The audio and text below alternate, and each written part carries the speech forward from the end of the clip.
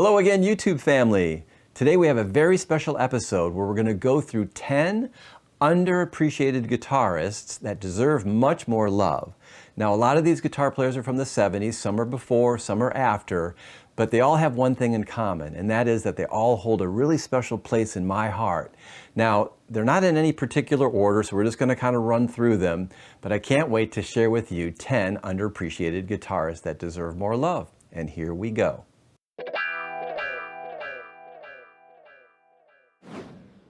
All right, for my first guitar player, we're going to go to the sensational Alex Harvey Band and their guitar player, Zal Cleminson.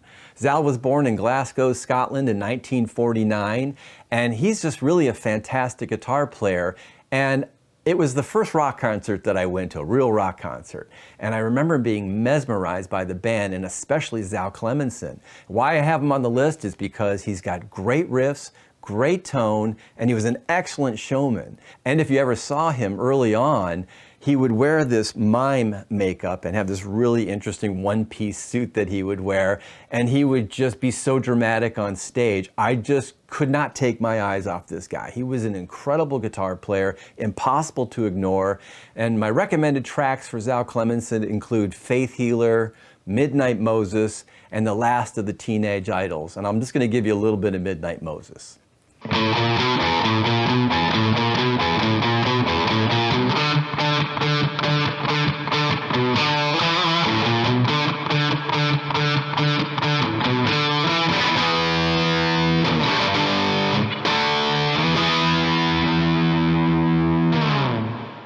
Zal Cleminson from the sensational Alex Harvey Band. Be sure to check him out.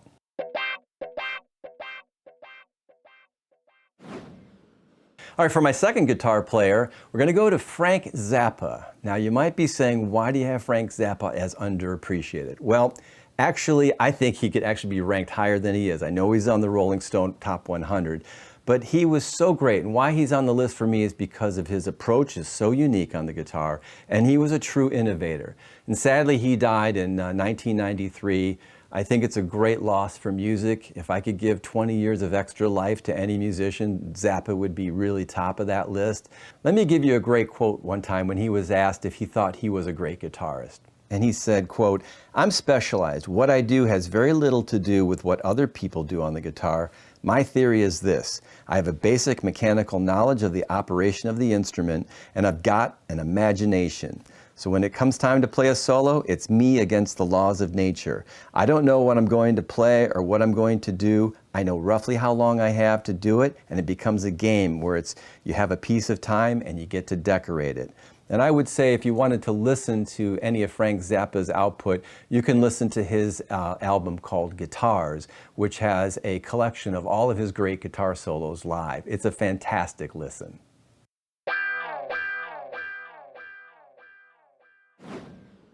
All right, for my third guitar player, we're going to go to Edward Earl Hazel.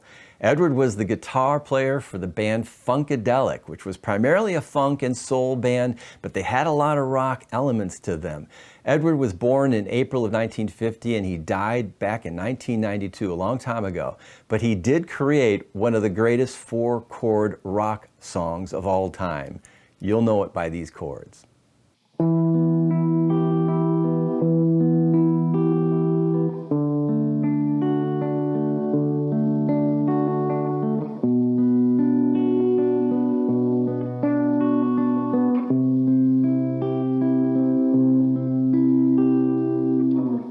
You probably figured that out because I think every single guitar player has played that song, Maggot Brain, and have spent hours upon hours just soloing over some poor rhythm player having to play those four chords over and over again.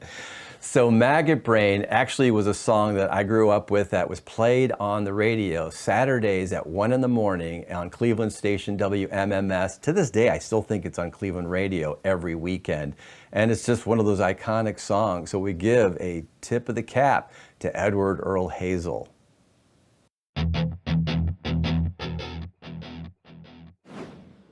For guitar player number 4, you're going to get a 2-for-1 special here with the pairing of Nancy Wilson and Roger Fisher from the band Heart.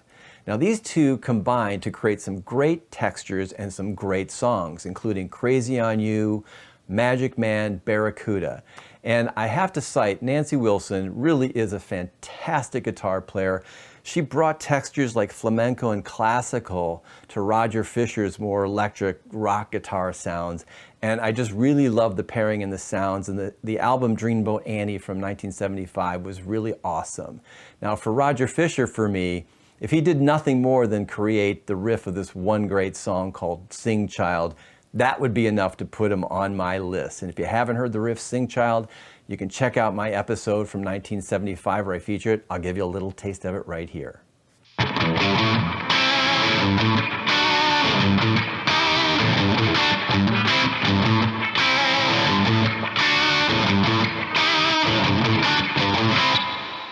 Sing Child by Roger Fisher and Hart.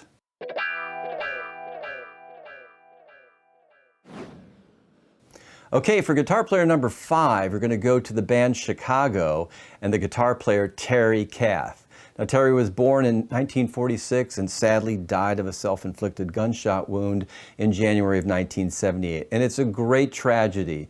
And why he's on my list is because he's just a triple threat. He was a great songwriter, a great vocalist, and he was an awesome rhythm guitarist, and he was a really, really cool soloist. My recommended tracks for Terry are South Carolina Purples and Biblos.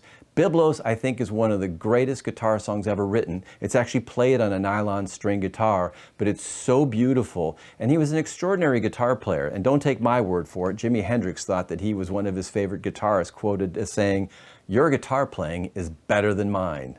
So showing some respect here for Terry Kath from the band Chicago. He was really awesome and sorely missed.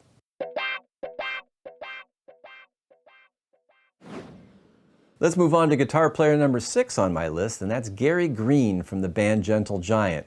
I've been in a Gentle Giant sort of mode. I have a couple episodes that I've just put out on the band Gentle Giant and Gary Green's playing, and he is on my list because he really has some of the most intricate guitar lines. He's got an impeccable sense of meter. He's got a musical memory second to none. I can't imagine how he could remember all of his parts. He was a multi-instrumentalist. He really was a fantastic guitar player. Not your traditional sort of wailing soloist or chord player, but really he was part of this really unique, eclectic, Gentle Giant sound that was more of a chamber orchestra. My recommended tracks for Gary Green are listen to The House, The Room, The Street, Peel the Paint, and don't forget to listen to his acoustic guitar playing on a song called Memories of Old Days. Gary Green from Gentle Giant deserves to be appreciated.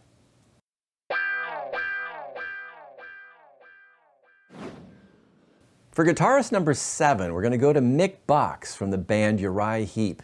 Mick is one of those great English guitarists, and I love that band in the 70s. I used to go see them all the time when they came into town, and his playing was so great. And why he's on the list is because he really is a great wah-wah player, and his tone was such a vintage 70s sound. I just loved it. And you have to listen to the songs like July Morning or Sweet Lorraine, some great stuff. I loved his acoustic work on the song The Wizard. But the one song I want to go back to and just give you a little taste of it, because this is what he played live, was the song July Morning. Check out just the use of the wah and this incredible great figure that he played.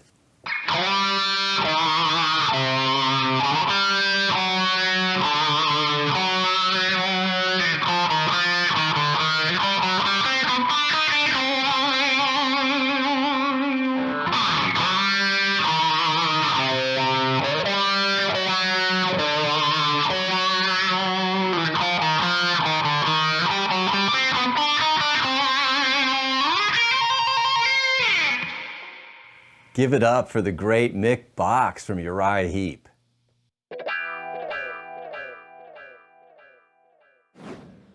So number 8 on my list of underappreciated guitarists is Ronnie Wood.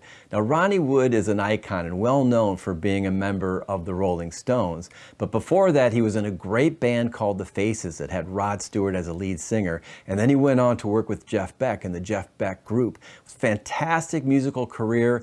And why he's on my list is because he's an incredible rhythm guitar player. And if you just listen to the song Stay With Me, that opening riff is so catchy, so beautifully played. He really is fantastic. And more so, he's actually a great slide guitar player. So one of my recommended tracks is a very obscure deep cut from the Faces. The track is called Around the Plinth, and it's so cool. Listen to it under headphones. Trust me, do that, and you'll love it. Ronnie Wood.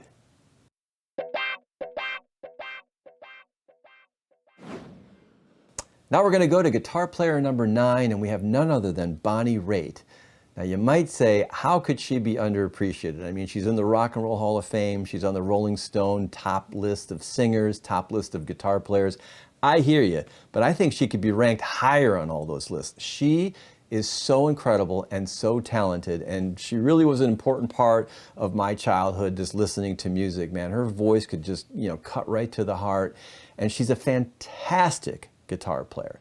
Probably her slide guitar playing is the best in the world. I mean, nobody really can express on the guitar as well as she does with the slide. And so she's on my list because I just think she's just deserves so much appreciation.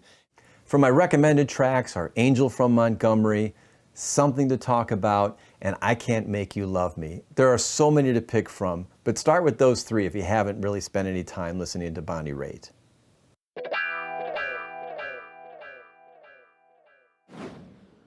We come to number 10 on the list of underappreciated guitar players. We have to give a shout out to the godmother of rock and roll, Sister Rosetta Tharpe. Now, Rosetta Tharpe was born in March of 1915, and she died in October of 1973. She was quite popular in her day, especially with gospel music, because she had a voice that could make the hair on your neck stand on end. But she also could play an incredible guitar, and she was really a pioneer. She really influenced everybody from Little Richard, Johnny Cash, Chuck Berry, even Eric Clapton, Jeff Beck, Keith Richards. They all shout her out. And if you haven't heard her, just Google her, go on YouTube, find some of the footage in her latter career of her playing this white SG, and she is just tearing it up. She's so incredible. So Sister Rosetta Tharpe has to be on this list.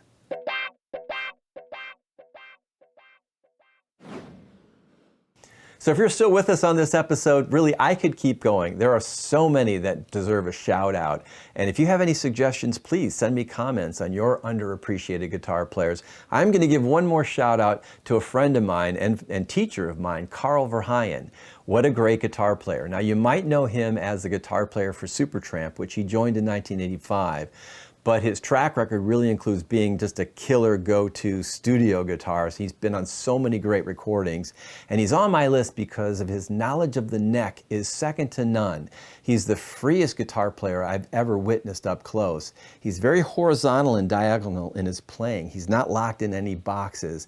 Truly is quite a marvel to watch playing. Check out a couple of songs. Check out Riding the Bean, and also check out the song Kaninji, which is on his album Sundial. Earl Verheyen is really fantastic. In closing, let me just say thank you to all my subscribers. Welcome to my new subscribers. We really appreciate all of you. Be sure to hit the like button, hit the notification bell so you're getting all the updates on my new content that I'm putting out there. And I'm Carl Baldassarre, and we will see you again.